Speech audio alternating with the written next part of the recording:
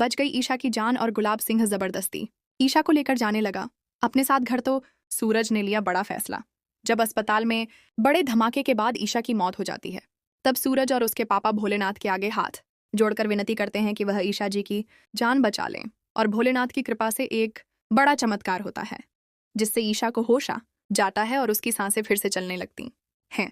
जब ईशा को होश आता है तो सूरज बहुत ज्यादा भावुक हो जाता है और उसे लेकर वापस घर लौट आता है। लेकिन जैसे ही ये बात गुलाब सिंह को पता चलती है, वह गुस्से में सूरज के घर पहुंच जाता है और आते ही ईशा को अपने साथ चलने के लिए कहता है। गुलाब सिंह ईशा से कहता है कि अब बहुत हो गया, अब तुम्हें मेरे साथ वापस चलना होगा। लेकिन जब ईशा उसके साथ जाने से इनकार कर देती है और कहती है कि अब वह अपने फैसले खुद लेगी और वह सूरज के साथ रहना चाहती है, तो गुलाब सिंह गुस्से से आग बबूला हो जाता है और जबरदस्ती ईशा को खींचने लगता है। यह दृश्य देखकर सूरज खुद को रोक नहीं पाता और गुस्से में लाल होकर गुलाब सिंह का हाथ पकड़ लेता है और कहता है कि अब बहुत हो गया बाबूजी, अब मैं आपकी कोई बात नहीं मानने वाला। अब मैं किसी के दबाव में नहीं आऊंगा। आपने मुझे हमेशा अपने इशारों पर चलाया, लेकिन अब नहीं। अब ईशा मेरी पत्नी है और वह यहीं रहेगी, उसे कोई भी कहीं नहीं ले जा सकता।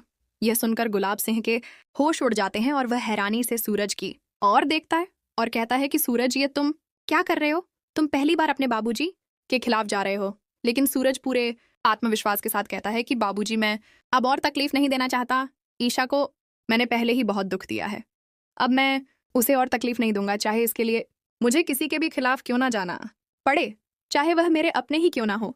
अब ईशा मेरे साथ रहेगी क्योंकि वह मेरी पत्नी है और मैं उसे हमेशा अपने पास ही रखूंगा। अब देखना यह है कि क्या गुलाब सिंह वाकई ईशा को अपने साथ ले जाएगा या फिर सूरज अपने प्यार के लिए हर मुश्किल का सामना करेगा, और क्या सूरज और ईशा का प्यार इन पारिवारिक साजिशों से जीत पाएगा या नहीं। ईशा जी की मौत के बाद सूरज मांगने लगा भोलेनाथ के आगे भीख, तो भोलेनाथ ने की बड़ी कृपा और दिखाया बड़ा चमत्कार, जिससे ईशा जी फिर से हो गई जिंदा।